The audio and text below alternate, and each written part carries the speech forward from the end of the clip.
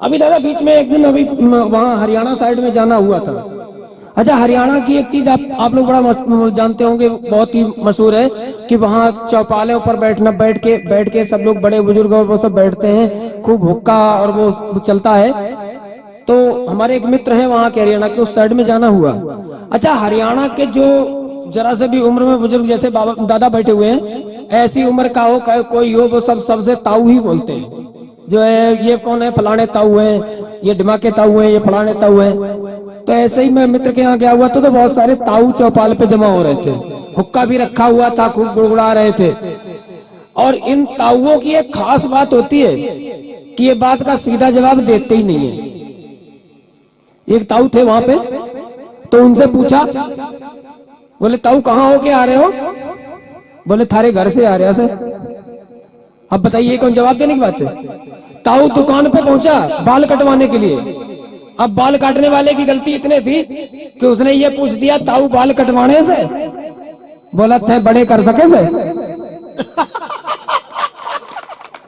वाह। और एक दिन मैं भी बैठा हुआ था शाम को, तो मैंने पूछा दादा, मैंने कहा ताऊ आप, बोले टीवी पे समाचार देख रहे। मैंने कहा ताऊ मोबाइल पे देख लो, अब तो ऑनलाइन का जमाना है। बोले क्या फायदा है तेरे ऑनलाइन से? बोले तेरे ऑनलाइन से क्या फायदा है? मैंने कहा क्या? बोले किसी को लट्ठ पेल नहीं हो तो चल के ही जाना पड़े ऐसे। बोले लट्ठ पेलने के लिए तो आज भी चल के जाना पड़ेगा, तेरे ऑनलाइन से क्या फायदा? तो ऐसे होते हैं हमारे हरियाणा के ताऊ। उसी टाइम की बात है, संयोग की बात थी दादा, एक वो मीडिया का पत्रकार आ गया, अपना कैमरा वैमरा कंधे पे रखा, जैसे भाई साहब ये कैमरा लगाए हुए हैं, कैमरा वैमरा कंधे पे रखा था। एक बंदा माइक पकड़े हुए था, ताऊ के पास पहुंचा, माइक आगे कर दिया, बोला ताऊ मैं मीडिया से हूँ, पत्रकार हूँ, आप ये बताइए 2024 के चुनाव में आप प्रधानमंत्री के रूप में किसे देखना चाहते हैं? ताऊ बोला कौन कौन से मैदान में? अब उनकी तो भाषा ही है। बोले कौन कौन से मैदान में? बोले ताऊ आप ममता बनर्जी को प्रधानमंत्री के रूप में देखना चाहते हैं? ताऊ नहीं बोला। बोले मायावती को देखना चाहते हैं? ताऊ फिर भी नहीं बोला। बोले सोनिया गांधी को देखना चाहते हैं? ताऊ बोला तो नहीं, ऐसे सर खुजलाया, बोला जब देश का नाश ही होना तय है तो फिर अपनी सपना चौधरी कौन सी बुरी है?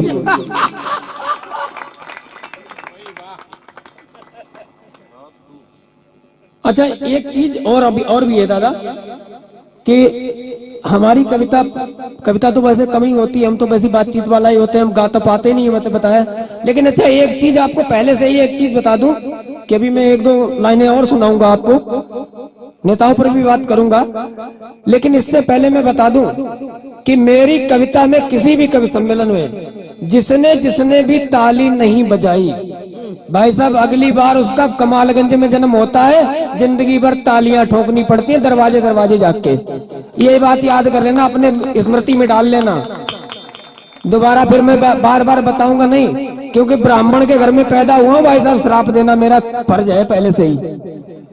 काम मन का नहीं होगा, इसलिए काम सब अपना अपना करते रहो, मैं कविता पढ़ता रहूं, आप तालियां बजाते रहो, सही रहेगा ना? अब ठीक, अब देखिए भाई साहब दादा ने तय कर लिया है, अब ताली बजेगी। चलिए मैं आपको फिर से कविता की तरफ ले चलता हूं, कवि सम्मेलन काफी हो गया, चलिए नेताओं पर बात करते हैं। छोड़ दीजिए इन सब बातों को, इन सब बातों में कोई ज्यादा वो नहीं है। मैं एक संजीदा चार पंक्तियां रखता हूं, थोड़ी व्यंग्य की चार संजीदा पंक्तियां रखता हूं। चाहूंगा कि आप सबका भरपूर आशीर्वाद मिले कि वो वक्त और था, वो वक्त और था जब मन पड़ोसी गांव तक की संवेदनाओं को छुआ करता था। वो वक्त और था जब मन पड़ोसी गांव तक की संवेदनाओं का छुआ करता था। शायद वही इंसानियत का दौर था साहब, तब सांप सांप और इंसान इंसान हुआ करता था। वाह वाह वाह वाह। शायद वही इंसानियत का दौर था साहब, तब इंसान इंसान और सांप सांप हुआ करता था। आज सिर्फ पैसे की अंधी दौड़ है, आज सिर्फ पैसे की अंधी दौड़ है, न माँ न बाप न भाई पर विश्वास है, और बेरोजगार घूम रहे हैं बिच्छू और सांप, क्योंकि इंसान को डसने का ठेका अब इंसान के पास है, इंसान को डसने का ठेका अब इंसान के पास है। अच्छा, नेताओं पर बहुत ज्यादा बात भी नहीं करता हूं मैं, नेताओं सियासत पे। भाई साहब 2 कौड़ी की राजनीति 5 करोड़ की कविता कौन बर्बाद करे उस पर। लेकिन फिर भी विषय है, जब पकड़ा है विषय तो उस पर कुछ ना कुछ तो आपको सुनाना है कि हमारा नेताओं से कनेक्शन थोड़ा कम होता है, हमारा नेताओं से कनेक्शन थोड़ा कम होता है, क्योंकि हमारा 100% सच भी झूठा और उनके 100% झूठ में भी बहुत दम होता है। वाह, हमारा 100% सच भी झूठा और उनके 100% झूठ में भी बड़ा दम होता है। और हम ठहरे ये माइक पकड़ के भौंकने वाले, और कहां वो सियासत का देसी घी। और आप जानते ही हैं कुत्तों को देसी घी कब हजम होता है। और इसीलिए मैं कहता हूं 4 पंक्तियां और राजनीति पर ही कहता हूं, इन्हें भी बर्दाश्त कर लेना। और अगर आपके पास बच गई हो कहीं ताली तो वो भी बजा देना कि दूर रखता हूं खुद को सियासत से, दूर रखता हूं खुद को सियासत से, मुझे ये खिचड़ी हजम नहीं होती, मुझे ये खिचड़ी हजम नहीं होती। एक दूसरे का गला काटने की प्रतियोगिता सी है, यहाँ किसी की आंख नम नहीं होती। अरे वाह वाह वाह, यहाँ किसी की आंख नम नहीं होती। और राजनीति में क्या क्या हो जाता है कि सत्ता और कुर्सी के लिए दूर रखता हूं खुद को सियासत से, मुझे ये खिचड़ी हजम नहीं होती। एक दूसरे का गला काटने की प्रतियोगिता सी है साहब, कि यहाँ किसी की आंख नम नहीं होती। और कुर्सी और सत्ता के लिए धुर विरोधियों में भी हो जाता है गठबंधन। आजकल की राजनीति भी चरित्रहीन नारी से कम नहीं होती, आजकल की राजनीति भी चरित्रहीन नारी से कम नहीं होती।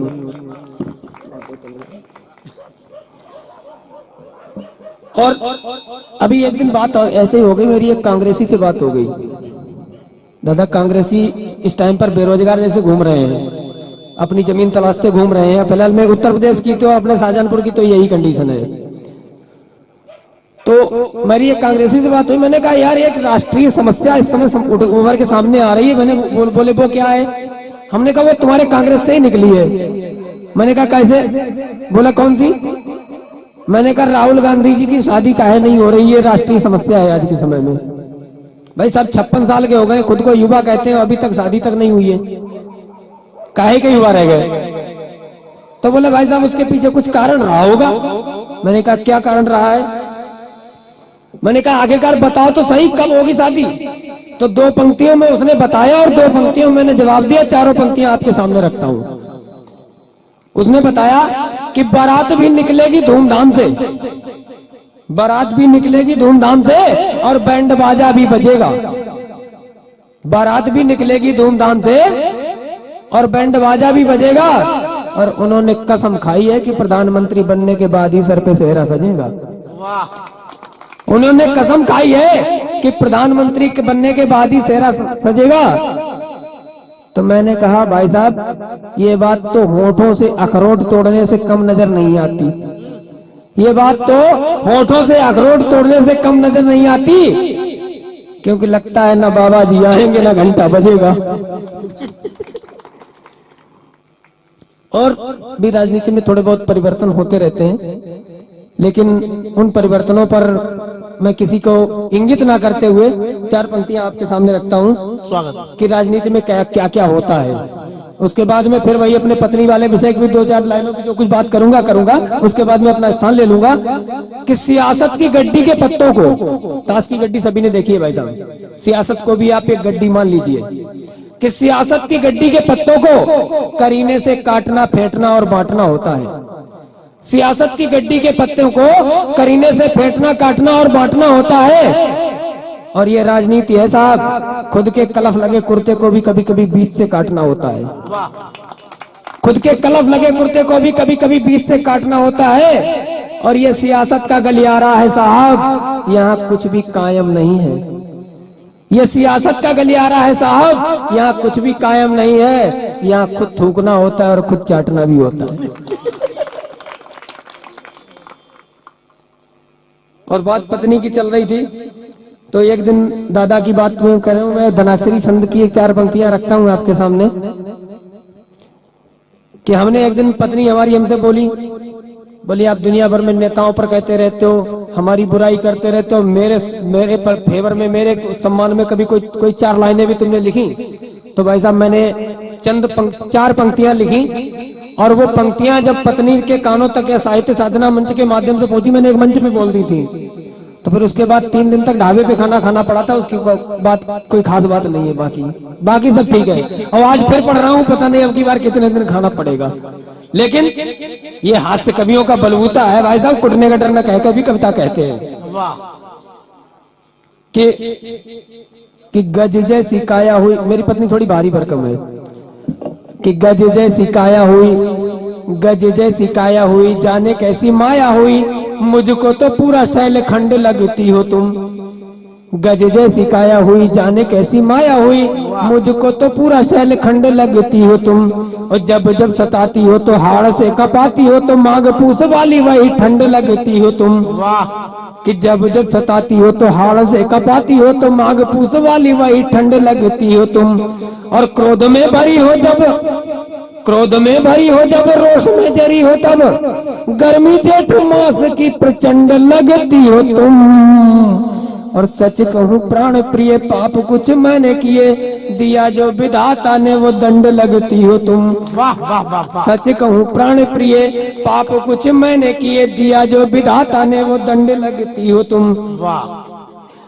और एक चीज और भी है भाई साहब, मैं शाहजहानपुर जिले का मूल निवासी हूँ। और शाहजहानपुर जिले में दो नेता ऐसे भी हैं जो कि पहले कुंवारे पर ही राजनीति उन्होंने शुरू की। एक आज भी कुंवारे हैं, लेकिन एक अब शादीशुदा हो गए हैं। एक तो हमारे सुरेश खन्ना जी आज भी कुंवारे हैं, कहने के लिए तो कुंवारे ही हैं, अब बाकी वो जाने को उनका काम जाने। और दूसरे थे जितिन प्रसाद जी।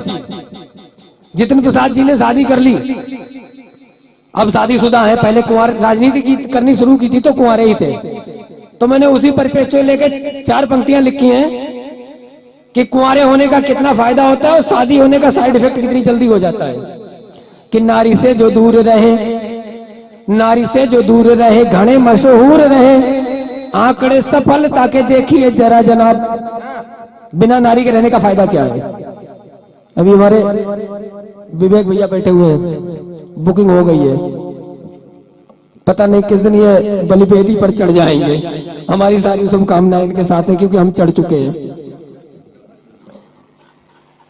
कि नारी से जो दूर रहे घने मशहूर रहे, आंकड़े सफलता के देखिए जरा जनाब। नारी से जो दूर रहे घने मशहूर रहे, आंकड़े सफलता के देखिए जरा जनाब। और मोदी जी ने छोड़ दिया, उन्होंने तो ब्याह करके ही छोड़ दिया, कि मोदी जी ने छोड़ दिया दुनिया में नाम किया, शोहरत पाई है जी दुनिया में बेहिसाब। हमारी नसीहत पे मत जाइएगा, फिर आप भी छोड़ने का विचार बना लो, नहीं तो घर से सुबह ही निकाल दिए जाओ। नसीहत पे मत जाना, अपने बुद्धि विवेक से काम लेना। कभी की कोई जिम्मेदारी नहीं होगी आपकी पत्नी अगर आपको कूटती है, इसलिए सलाह देना मेरा काम है। कि मोदी जी ने छोड़ दिया दुनिया में नाम किया, शोहरत पाई है जी दुनिया में बेहिसाब। और चाहे हो कुंवारे चाहे छोड़ दे ब्याह कर, चाहे हो कुंवारे चाहे छोड़ दे ब्याह कर, और खन्ना जी कुंवारे डोले, योगी जी तो पत्ता साहब। और जितिन बाबू माने नहीं, नस पहचाने नहीं, ब्याह किया हो गया था संसद से टेक ऑफ। ब्याह करने के बाद ही संसद ही चली गई थी। तो ये चीज अजीब नहीं लगती है, लेकिन भाई साहब बिना नारी के, मैं कितना भी कह लूं, बिना नारी के 4 अच्छी पंक्तियां पढ़ के आपसे भरपूर समर्थन की भीख मांगता हूं। ये पंक्तियां पढ़कर मैं अपना स्थान ले लूंगा। कि नारी के सम्मान में पढ़ता हूं, जो वास्तव में सम्मान करने की दृष्टि से देखता हूं। कि कहीं माता कहीं पत्नी बहन का रूप होती है, कहीं माता कहीं पत्नी बहन का रूप होती है। वाह। कभी शीतल सी वो छाया, कभी वो धूप होती है। वाह, वाह, कभी शीतल सी वो छाया, कभी वो धूप होती है। तुम अपने घर की बेटी को कभी भी बोझ मत कहना। तुम अपने घर की बेटी को कभी भी बोझ मत कहना। वो अम्बा रूप होती है, वो दुर्गा रूप होती है। वाह, वाह, वो वाह। अम्बा रूप होती है, वो दुर्गा रूप होती है। बहुत बहुत धन्यवाद, बहुत बहुत आभार।